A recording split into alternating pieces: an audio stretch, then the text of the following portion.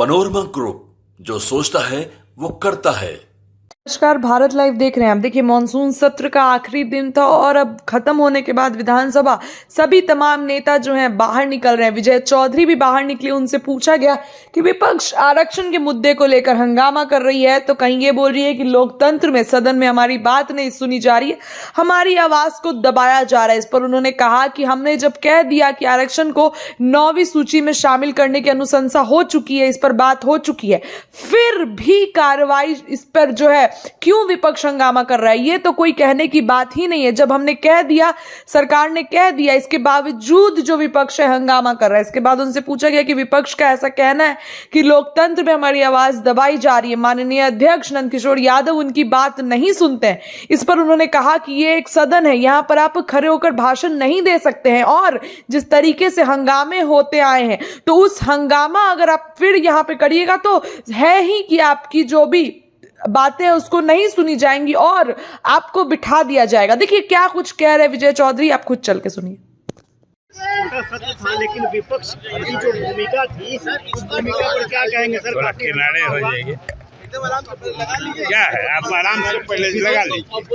विशेष दर्जा का मुद्दा हो या फिर 9वीं अनुसूची में शामिल करने का मामला हो, आरक्षण का दायरा जो बढ़ाया गया, उसको लेकर के विपक्ष की तरफ से काफी हंगामा हुआ आखिरी दिन में।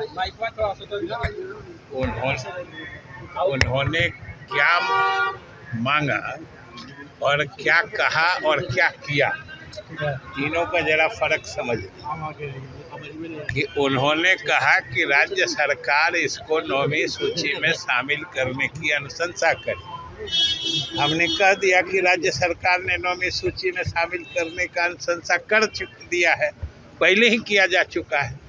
अब आप समझिए कि उनकी मांग का क्या औचित्य रह गया था। अब फिर कह रहे थे कि आप फिर कर दीजिए। ये नहीं समझ रहे हैं कि आज की तिथि में वो अधिनियम यानी वो कानून निरस्त है।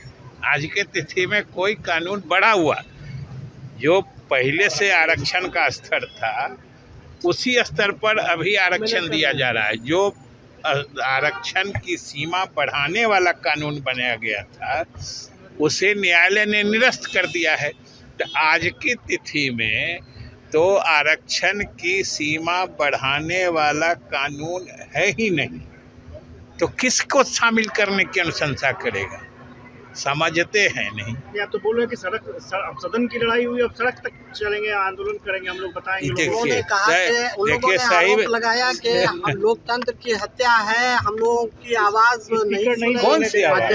अध्यक्ष ने हम लोगों को अपनी बात नहीं रखने दिया। इसमें ये गैर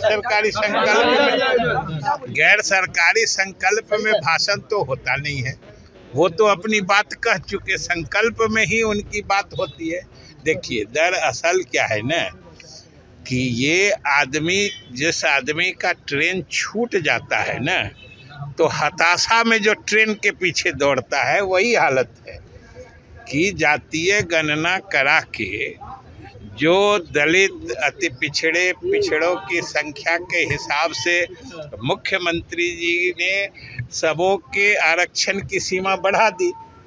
ये पूरे बिहार के लोग जानते हैं, और बिहार भर के गरीब, दलित, अति पिछड़े सभी जानते हैं कि किसने जातीय गणना कराई और किसने उसके आधार पर आरक्षण की सीमा बढ़ाई।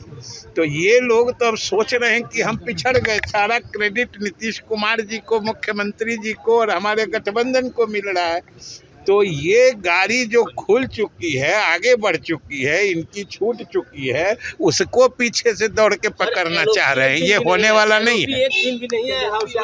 अब इसके बारे में तो आप फैसला करिए, जनता करेगी, हमसे क्या पूछते हैं। पनोरमा ग्रुप, जो सोचता है वो करता है। अगर ये वीडियो पसंद आई और वह बिहार के राजनीति और बिहारियत से सरोकार रखेनी तो सब्सक्राइब बटन दबा के चैनल के सब्सक्राइब कर ली। ओजे एगो घंटी बा, ओकरा बटन दबा देला से कुल सटीक और मारक खबर रुआ मुफ्त में मिल जाई। अगर रुआ पत्रकारिता के हमनी के नया प्रयोग में सहयोग कर चाहतानी तो ज्वाइन बटन दबा दी। पेटीएम नंबर नोट कर ली 9386 816